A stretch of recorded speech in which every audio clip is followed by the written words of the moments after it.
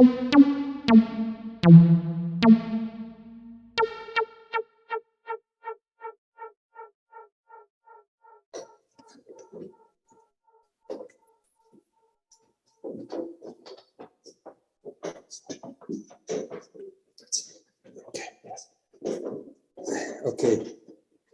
Hey everybody, I'm Stefan from the Collective, and today we will talk about our theme that we put together with ECOBUILT team, because we do so much things, and that would be between production, activism, and education in art, design, and architecture. And we are going with a short intro. We call camping into the public space. That's it. That's how, what we've done, who we are, when, where, why. And as a team, as a other collective, we're engaged in architectural, urban design, also furniture and interior design, as well as in education and activism through architecture. And our work we can put in these three segments: Otvoreno initiatives, studio work, and workshop work. And today we will talk about Otvoreno initiative, which for us it started as a first project, then became a side project, since it's something which is our initiative and something that is not quite common professional studio work as we do in studio or through our workshop product design. So Otvoreno will be today's topic, and Otvoreno is our initiative, which we started in 2015 or 16, I think, and we made it as a play of mixed words and relationship between them. So Otvoreno like being created, Otvoreno like being open, and Tvoreno being created, made in Serbian, with the aim to act in public spaces. So that's what we've done, and Otvoreno started as a concept and then became a project, and at the end initiative, ongoing initiative, and it's based on a self-initiated action of architects, that would be us in this team, inclusion and participation of the local population in the educational process of design and construction, and engagement of individuals of wide multimedia spectrum similar to us in these kind of projects. So in this interdisciplinary design social projects in many abandoned, neglected, unused, misused, or abused public spaces. The work methodology ranges between individual, often well-thought, guerrilla or by call actions in public spaces, and also as a collaborative interactions with citizens of all age groups on site-specific projects, spatial interventions through two phases in particular that would be shown. And this collaborative interaction process is something we will share today, basically because that's the thing we value the most among all the things we've done through this initiative and through these works in these fields. So our collaborative interaction have these two phases I mentioned. One is opening the space, and the other is creating the place. So the first one is mapping the public space and its problems, speaking with the participants or stakeholders and people who live there, and trying to open by analyzing, by making cognitive and research maps or workbooks, surveys, anything, any media we can make and share with them to get us an info about what to do next. And the next thing would be creating the place. That's how we with them can create a place actually from their ideas and suggestions. And that methodology had three common characteristics we developed over time. It's additional theme. It's putting, for us, it could be at one side, like for architecture, it could be putting functional, spatial, and social needs into the context.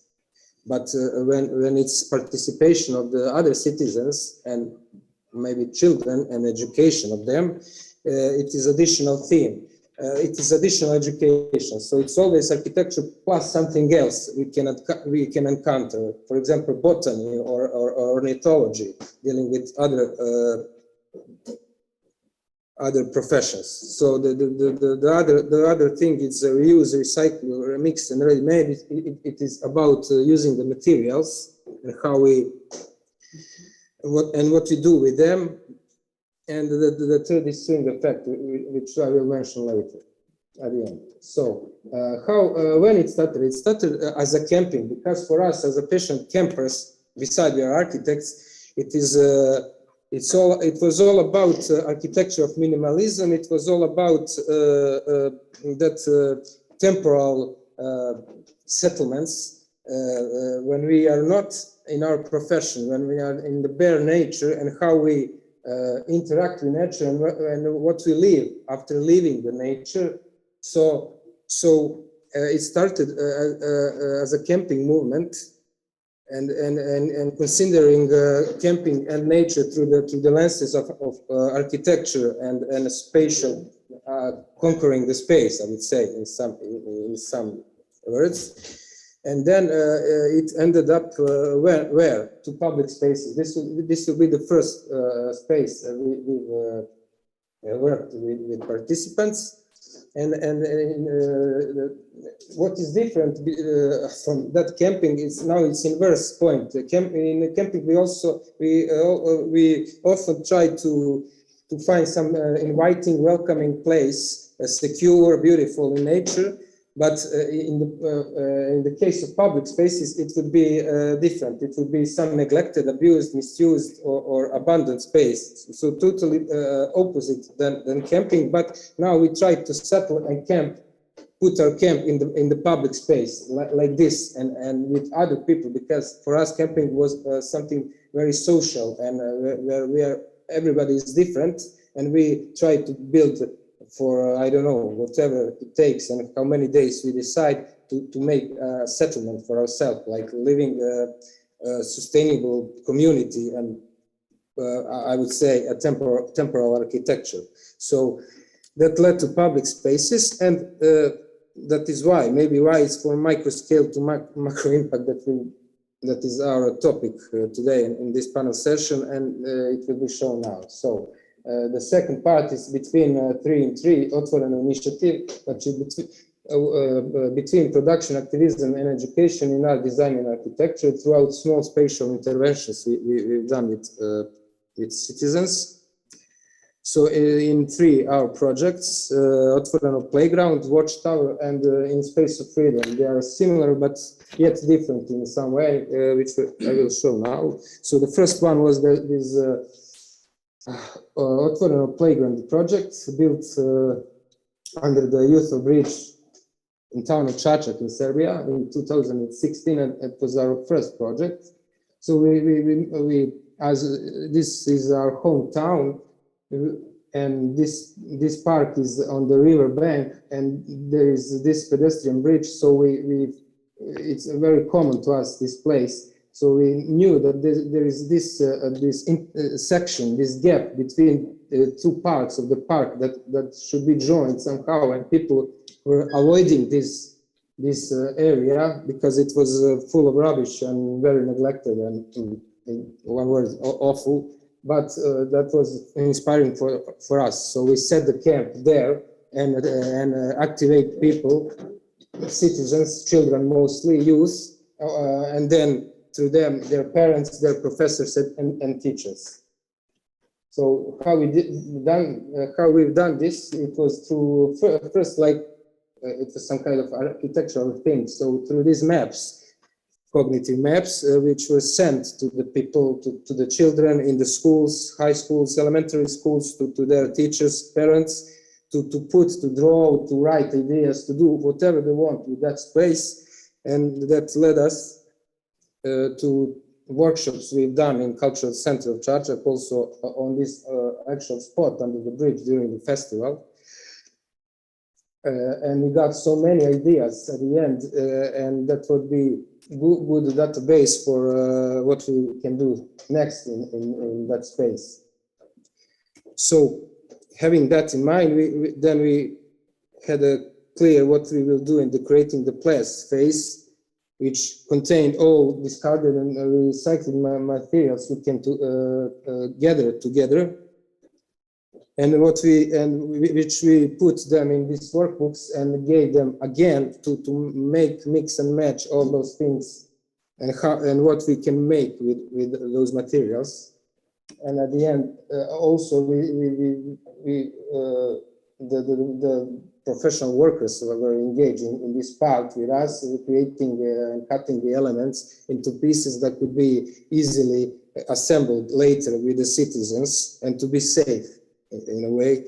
So at the end, we organized this workshop and with all we collected and designed with them, we put it in one project that is called TVORENO Playground. The theme is playground, but it's not only children's playground. The playground was the process itself for making this place under the bridge. So it had swings, it had bench with bicycle rack, it had some grandstand plants and even the bird houses. I will mention later why. And that was that first project under the bridge. So later on, when we done that, we were called from people from Valjevo and Divčibare to intervene in this public space, which is abandoned, and it is a car camping site from socialist Yugoslavia, I think. So it was very mistreated and abandoned, and they wanted to reactivate somehow this space. So with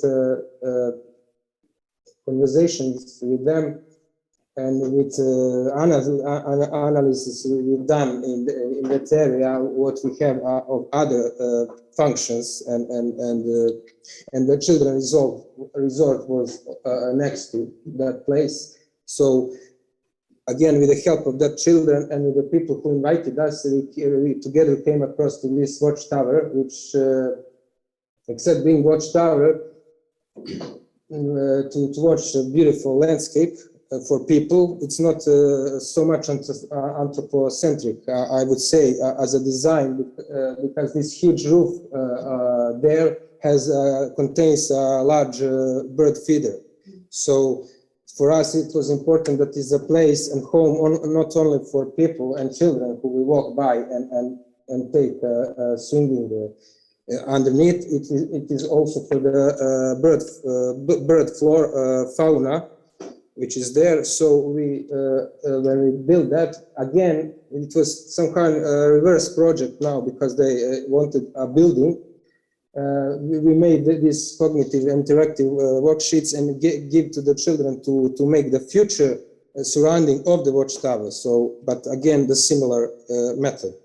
And also that additional theme I mentioned is additional education. So again, with the professors from schools, we made these cards about birds who inhabit this area and these mountains in that part of Serbia, and it was some kind of information, education about birds, but also with drawings of the birds. So it was given to all the children, who were very happy to have that and to learn something more besides the architecture. But it was important how design itself and everything we do, it's not it is constantly in overlapping with other things and other knowledges, I would say. So, and the last one of these participative projects was, it's not the last one here on the presentation. Otvoreno in Space of Freedom, and that was done as a part of open call for ideas that was held by Days of Architecture Sarajevo, and they since the competition was a call for ideas, and it's nothing. It wasn't something that would be built. It's more like they wanted to see the ideas of architects and what could they do in this space, which is bob and sledge track built for 1984 Winter Olympics in Sarajevo. So, and we all know here what happened after that, and how it was demolished, and it came through rough and tough ages through these decades. But now it's a kind of walking park for the citizens of Sarajevo on the mountain Trebević, and they wanted to see what is the future for this track, and they call this competition Space of Freedom. And again, since this competition was so loose and free to submit anything you want, we felt that space of freedom is not something that we can decide. Just two of us or three of us as an architects. Space of freedom is something we should decide with as many people as we can gather and submit our project, because freedom is maybe different for everybody here.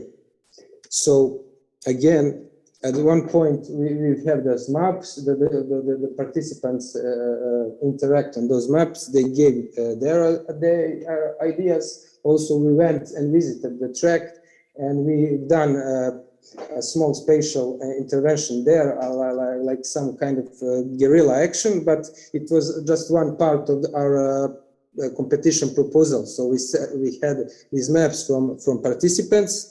We've been analyzing how people use it today, and we've done our intervention, what could be beside walking and track for bicyclists and wheel luges.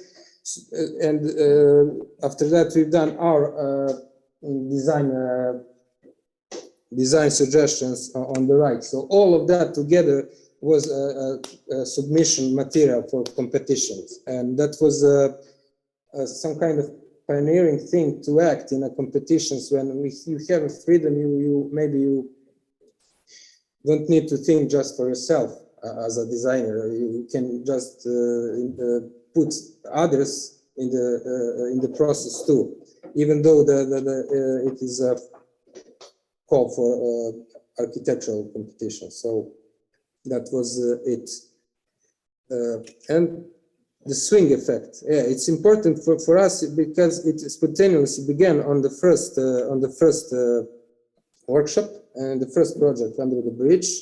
And all of participants, like people say here, from 7 to 77 years, were totally pleased to have the swings hanging over the bridge and to use them. So they asked, when they asked us to build the watchtower, somehow they wanted to incorporate the swing there. So it was in the floor plan, the ground level was defined for the swing, and the upper is for watching, and the third one is for birds. And here on the right, it is our intervention in the bob track with traffic sign swings on the track. So, and that was one of the three parts of the competition. And somehow this element become our ready-made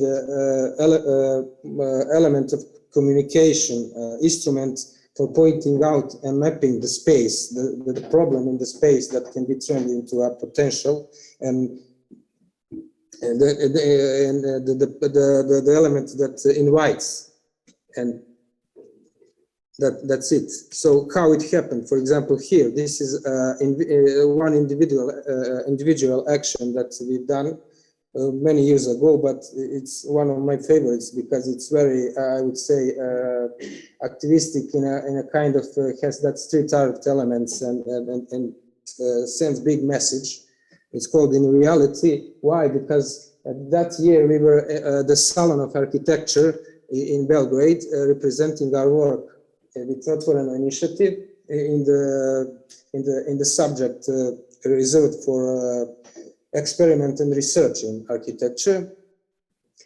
But since the theme was in reality, and we were showing one reality or realities we lived in the past 2 years, we asked ourselves then as a young architect, activist, what is the reality today? What is the reality of the place where we are presenting our work, and what is the reality about this space now, and what is the reality between this memory of that park and these woods, these literal woods in the park, forest, and now what it became and where it goes today in these times where we need this wood very much. And what's happening to the park and the whole city in this country, for example, overnight. Because today we can have a park, and tomorrow, without our knowing, we won't have a park. Or the trees are missing, or some objects are missing too. And this object was something like a needle in our eyes, because. And it is also mentioned here on the right that's the photo for the Salon of Architecture catalog, and there are texts about things being about things disappear. So this thing is also disappeared by night, and it is made by our architect Ignat Popovic, and it is a little modernist miniature, like a jewel. For example, it was a gas station, and you can see how it's transformed over time. But that particular object could be used differently. I think it could have another, maybe at that moment, another function or something. So we just wanted to point out that the things are missing over the night, and what is the real reality of that space. So you can see down there on the left that the people, that's from the internet picture from about same time, people were planting new trees in the park after they lost some, like on the picture too. And for us, it was that intervention on the opening night of the Salon. So we just put this, we felt like now somebody at some point put this recycled bin on the park, on the corner of the park. So we thought now we lost that corner, that famous corner of the park. We lost its morphology, everything. It's only one recycled bin. Luckily, it's a recycled bin. So we replaced this plan as a ghost of this station, of this modernistic jewel, and put again our thing as a instrument of communication, our communication to you, to everybody. So that would be it. That would be our conclusion. What is conclusion? And the construction of everything I've said and showed.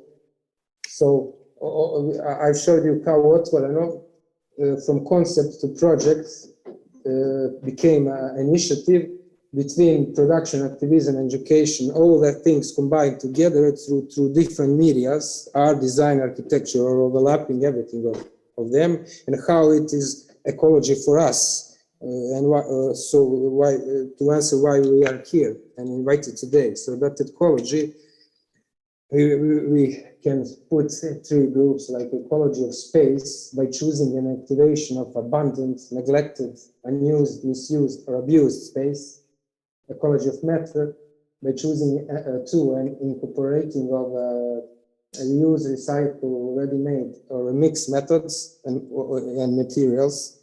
And most important, the impact, and that's why from micro scale to macro impact, or I can't remember now, but it's ecology of mind. And by choosing and acting through activism, education, participation, inclusion, and what we do today, and with all of you and with participants, and how it will echo in the future. And that's something that is not physical, it's more intellectual and spiritual, I would say. And that's the starting point for ecology. So that's it, thank you.